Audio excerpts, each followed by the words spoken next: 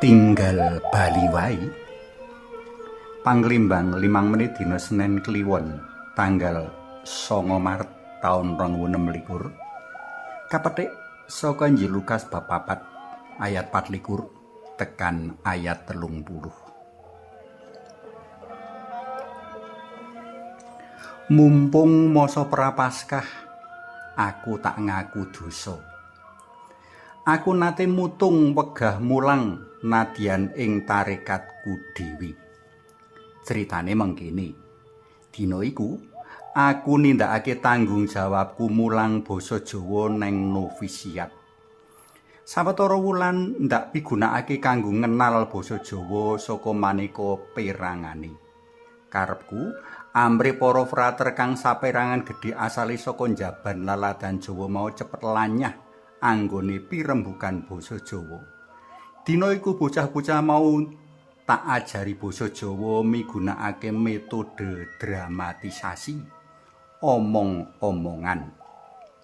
Kanthi padha nggawa teks, bocah-bocah novis ndak wenehi pengarahan cara anggone padha bakal latihan drama lan sak piturute.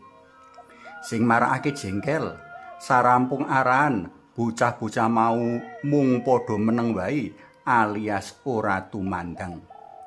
Sing saya nambahi ati panas, ana bocah siji sing guyang-guyu dhewe tanpa sebab sajak ngremehake. Aku ndudut panemu menawa bocah-bocah mau wegah sinau basa Jawa. Timbang kedawa-dawa lan bisa nimbulake kahanan kang ora nyenengake, aku milih ninggalake kelas basa Jawa. Tinggal Bali wae pikiranku. Sateruse ndak endhek pelajaran basa Jawa ing komunitas novisiat. Percuma ngajari wong kang ora niat sinau. Aku ora ngerti kepriye kahanan manah dalem Gusti Yesus kala katampik dening warga kampung dalem ing Nasaret dek semono. Nanging minangka manungsa kang uga kanggonan rasa sedih, mangkel lan nesu, manut panemuku, Gusti Yesus mesti uga ngrasakake gelo kaya kang ndak rasakake. Kaya dene aku mbedhedhek ngadepi para frater sing sombong lan rumangsa pinter saengga ora perlu nggatekake piwulange si guru, kaya mengkono mau wong-wong Nasaret kang uga sombong. Wong-wong Nasaret ora narimakake dene Gusti Yesus sing mung atase anake Maria lan Yusuf si tukang kayu kok bisa dadi wong kang ngidapi-dapi. Rasa sombonge ndadekake wong-wong mau suthik ngakoni lan nampa kabar kabungan saka Gusti Yesus.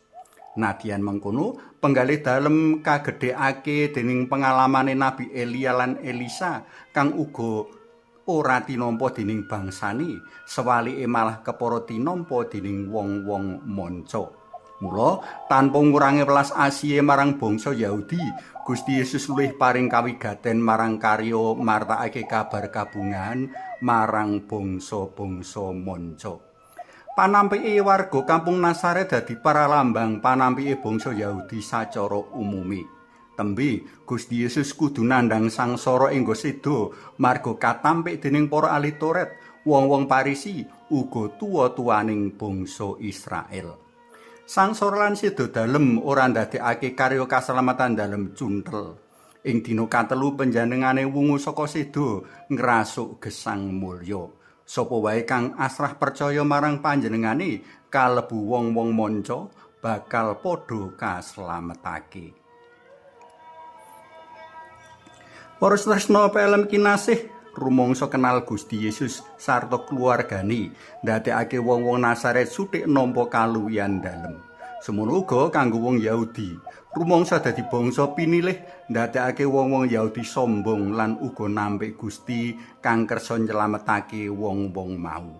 Muga awake dhewe kaadohake saka niat sombong, saka sifat sombong, sarta rumangsa resik kemresik saengga ora nampik sapa wae kang katoni ringkih prasaja tanpa aji. Ananging jebul bathok bolu isi madu kebak ing kanugrahan. Suwawi sami munjuk kunjung asma dalem Yang Rama Yang Putra Tuwin Yang Roh Suci. Amin. Gusti mugi kaapunten kawula ingkang nampik kasaenan dalem amargi sifat-sifat sombong lan kongas kawula. Amin. Kunjung asma dalem Yang Rama so Yang Putra tuwin Yang Roh Suci. Amin.